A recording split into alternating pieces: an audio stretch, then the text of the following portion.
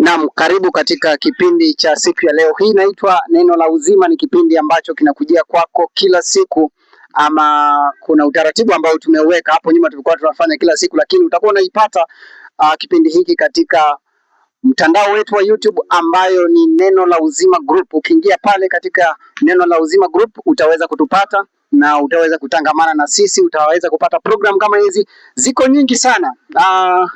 Kabla ya yote, kabla ya kuanza kipindi, acha tumkaribishe ndugu yetu Emmanuel atufungulie kwa maombi, alafu tuendelee kutokea hapo. Karibu Emmanuel. Basi natuamini na tuombe. Mungu Baba, Mungu Mwana, Mungu Roho Mtakatifu. Baba, asante ni kwa sababu ya upendo hata na uhai ambao umetujalia na jioni njema kama hii. Baba, tazama na kipindi hiki Jehova tumenayei. Tanguliza kwa maombi Jehova. Wacha ukasimame pamoja na sisi, ukatuongoze, ukatulinde.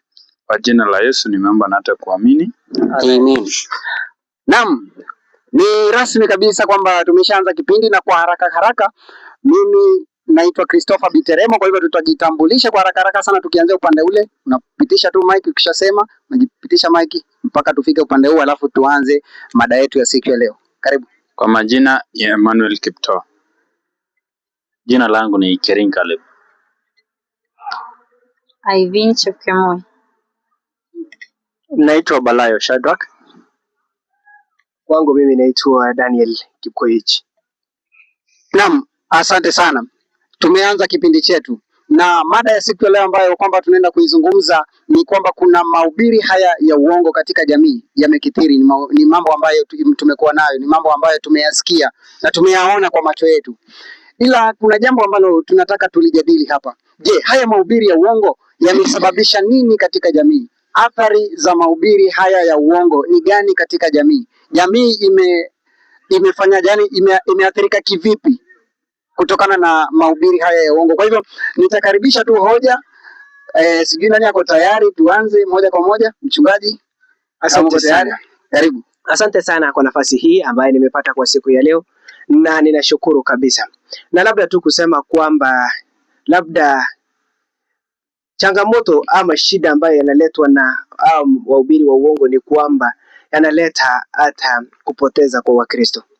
Tunapofuatilia hata hivi karibuni nchi yetu ya Kenya ilikumbwa na janga hilo, ambapo watu pale walidanganywa kabisa na mtumishi mmoja mahali pale, usile ili utaona Mungu.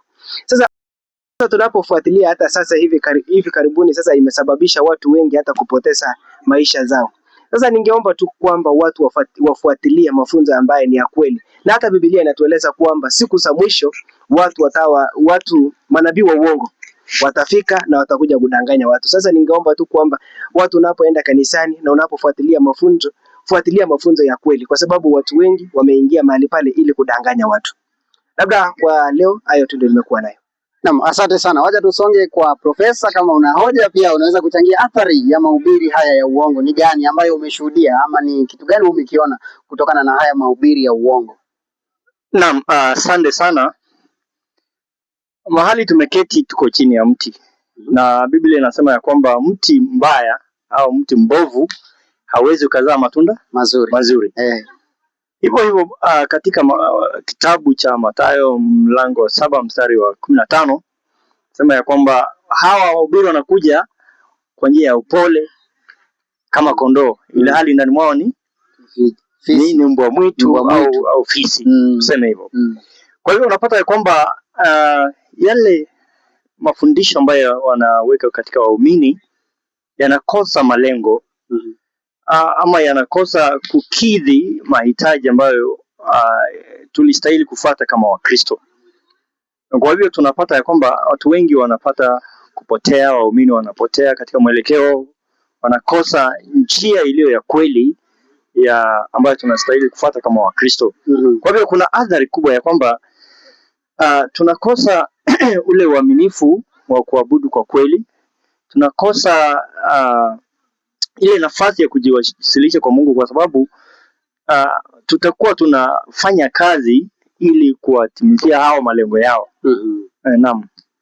Asante sana. Acha tusonge mbele. Dada, una jambo?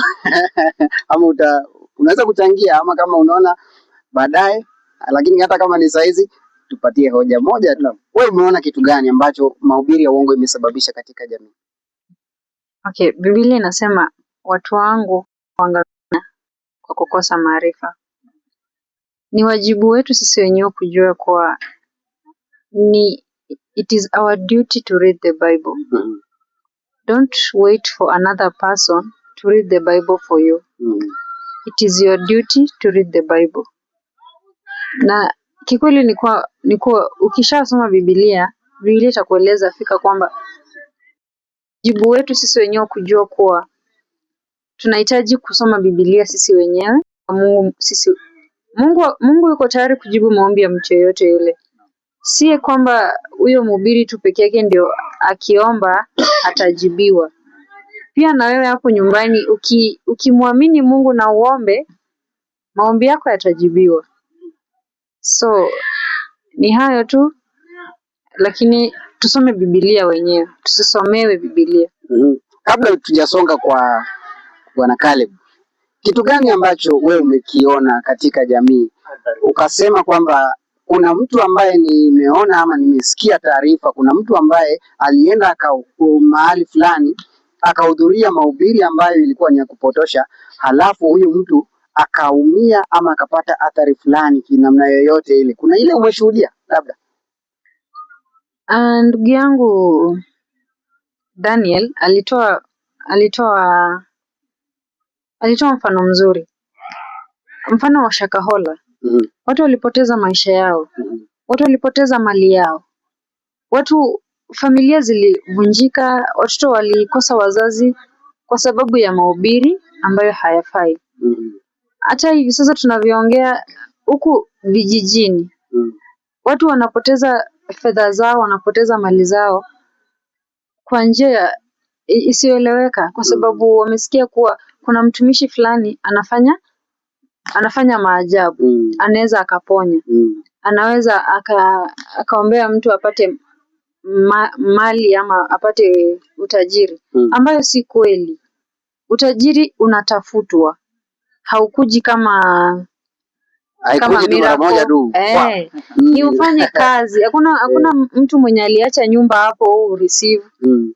Wacha kusema I receive. Una receive yenye nani aliacha. Una receive yenye nani alinunua akaweka hapo. Ni uamke uende ufanye kazi, ujitafutie. Asante sana.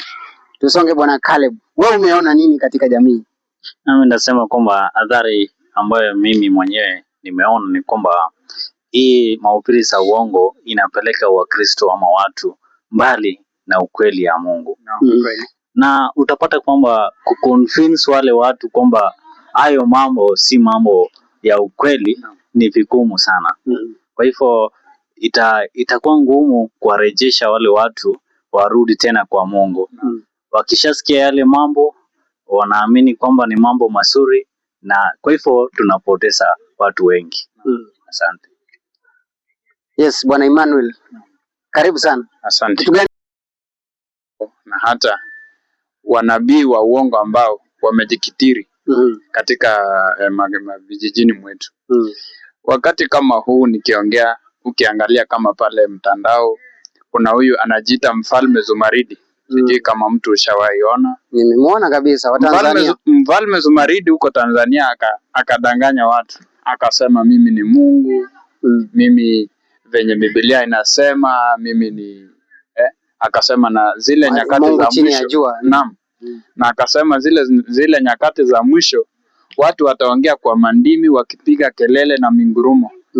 Sasa akakuwa na watu wake wa kufanya mambo hayo, na ile hali ni ile njia ya mapepo, na ile ilikuwa inafanya ya kwamba ili akapata wafuasi wengi. Na hivyo basi tunapoteza jamii kupitia mahubiri haya. Jamii inapotea kwa sababu watu wanapopata mahubiri yale ambayo haistahili, ama mahubiri ambayo ya kupotosha, ama mahubiri ya kufanya maajabu ambapo inaleta ile maarifa ya watu, ama kuleta watu kuhamisha watu katika ukweli. Na hivyo basi tunapata watu ambao walikuwa na ukweli wao, lakini kupitia na ile influence kupitia mahubiri haya tunapoteza jamii. Lingine la pili ni ya kwamba hata kupitia mahubiri mauaji nafanyika. Na hivyo basi nikaongelea kuna kanisa moja, kwa mfano nikitoa tu mfano pale nyumbani, ya kwamba vifo zilianza kufanyika. Kumbe kuna kanisa ambalo unapewa kuna hii kijitambaa jeupe hivi unafungiwa kwa mkono. Sasa ukiwa muamini ama muumini wa kanisa ile unafungiwa kitambaa hiki. Kumbe kitambaa hiki ni ya kuonyesha kwamba tunapotembea pale nje kuna kasaini ambapo tunaonyeshana ya kwamba wewe ni mshiriki wangu, wewe ni mshiriki wa fulani. Na hivyo basi kuna mafunzo nyuma yake, sio kanisa tu, bali kuna mafunzo nyuma yake ya kibiashara, ambapo unakuja kupata ya kwamba watu wanaume wanauawa, wanachukuliwa sehemu yao ya siri, inafanywa biashara. Na ilhali pale mwanzo imejitambulisha kama kanisa. So hivyo basi tunapata mambo kama hayo. Hata inatuelekeza kupoteza kwa kanisa. Manake mahubiri haya wanapotokea, kanisa inapotea. Kwa sababu watu wale wanapofuata mahubiri ya uongo, hata Biblia inasema ya kwamba watu wangu wataangamia. Naam, asante sana. Tumepata kusikia mambo kadha wa kadha, kupoteza maisha. Kuna lingine labda kama kuna familia pia zimevunjika kwa sababu ya haya mahubiri ya uongo, kwa sababu unajua mama anaweza kaa kwa nyumba akasikia yale mahubiri na kidogo yakamchota, kwa hivyo yeye akaamua kuyafuata. Alafu baba ameijua njia ya kweli. Sasa akiwa ameijua njia ya kweli, unaona kwamba hii familia haitaendelea kwa pamoja. Kwa hivyo unapata familia nyingi pia zimevunjika kwa sababu ya yale mahubiri ya uongo. Kwa sababu nyingi zina ahadi za uongo ambazo yani za kimiujiza. Alisema hapa dada kwamba kuna wale ambao wanafuata kwamba kuna muujiza, utapata muujiza, utapokea gari, sio utapokea nini. Kwa hivyo wengi wanafuata hayo, na wanapata kwa sababu hawajaelewana katika nyumba. Hata ndugu wanatengana, na hata upendo unapungua katika jamii. Kwa hivyo nadhani hizo ndio baadhi ya changamoto. Kama mtumishi una jambo la kuongezea, naona umeshika kipaza sauti. Asante sana. Labda tu kumalizia, huanga ninapenda kumalizia ni kama nimeuliza tu swali. Na siku ya leo ninauliza swali kwa labda ndugu yangu mmoja ambaye kwa mahali hapa, nikiuliza kwamba labda wakati mwingine ni bora kusikiza maneno ya watumishi kila neno, ama wakati mwingine ni bora kuchunguza kwanza. Changamoto ni bora kusikiliza mahubiri kila neno ama ni kuchunguza? Nimesema wakati mwingine mtumishi anaposema fanya hivi na hivi na hivi, ni bora kufanya kila kitu ambaye anasema, ama wakati mwingine ni bora kuchunguza kwanza kabla hujafuatilia. Changamoto ndio hiyo sasa. Labda sema kitu kwa haraka ni kwamba wale wa Berea wale wamesoma historia ya Biblia, sema ya kwamba walikuwa wanayachunguza maandiko. Kwa hivyo ukishapata mafunzo, ni vizuri pia urejelee nafasi yako kama kibinafsi, uangalie ukweli au undani wa mahubiri haya. Je, yana ukweli ndani mwake? Jambo la pili ni kwamba uwe na uhakika wa lile neno kabla ya kuchukua hatua yoyote. Lazima ukuwe na uhakika kwamba hili neno ambalo nimehubiriwa leo lina ukweli wake na msingi wake ni hivi. Naam, asante sana. Kwa hivyo watu wajisomee, wajihakikishie. Asante sana. Kwa sababu tu ya muda tunayamalizia, na namalizia tu nikisema kwamba wakati mwingine kama Wakristo tunaona ni vigumu kufuatilia maandiko, lakini nasema tu siku ya leo kwamba labda kwa mtazamaji ambaye anatutazama ni kwamba ni bora kufuatilia maandiko kwanza, yale ya Biblia, kwa sababu kila mtu huwezi kujua lengo lake. Wakati mwingine unaposikia hata labda mtumishi anasema kwamba kuna mkutano ya akina mama ambaye inafanyika hata saa 6, kama we umeamini mwenyewe ya kwamba ninapoomba wakati wa muda fulani, kama ni usiku wa manane niamke niombe, ni ile dhahiri yako mwenyewe, kama ya kwamba inakuambia ukiamka uombe, hivyo basi unapata ufunuo kidogo, unapata kujazwa tena. Hiyo ni ya mtu mwenyewe. Lakini mhubiri mtu asitoke mahali akakwambia kwamba ati kuja tutaomba, leta kitu fulani hapa. Haiwezi. Asante sana. Nafikiri kuna kitu umegusia pale muhimu sana, na ningeomba kesho turejelee ile topic ya maombi. Kuna jambo nimeliona. Naam. Kuna jambo nimeliona hapo, tunaweza tukalijadili. Naam. Kwa sababu nimesikia mambo mengi kuhusu maombi, kuhusu prayer watches, prayer walk, kwamba unaamka usiku saa 8 usiku unatembea tauni, alafu unatembea unarudi saa 12 kwa nyumba. Kuna mambo kama hayo.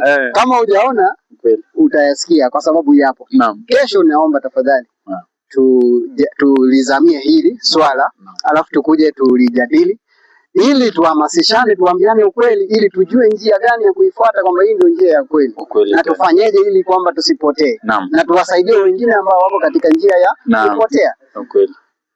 Asante sana kwako wewe ambaye umetune in katika kipindi hiki. Hii inaitwa Neno la Uzima Group pale katika mtandao wa YouTube. Asante sana kama umesha subscribe. Kama bado hujasubscribe, basi ni vyema wewe kufanya hivyo, kwa sababu itakuwa inasaidia wewe kupata hizi update kila siku, na kusaidia sana, kwa sababu kama kuna jambo ambalo ulikuwa unataka ufafanuzi, na sisi hapa hii timu ni watu ambao wanafanya, ni walimu hawa, ni wasomi, ni wahubiri, yani ni watu ambao wana elimu ya kutosha.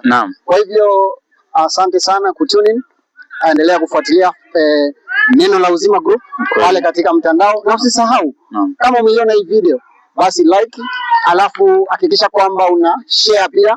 Lakini pia muhimu zaidi, kama kuna comment yoyote ambayo ungependa kuiweka pale, una swali, una maoni, una mapendekezo, basi ni muhimu sana hakikisha kwamba unadondosha pale katika comment section, nayo itakuwa inatufaa zaidi. Niwashukuru sana nyie kwa kutenga muda wenu pia na kushiriki katika kipindi hiki. Kesho ni siku nyingine ambapo ninawakaribisha tena. Asanteni sana.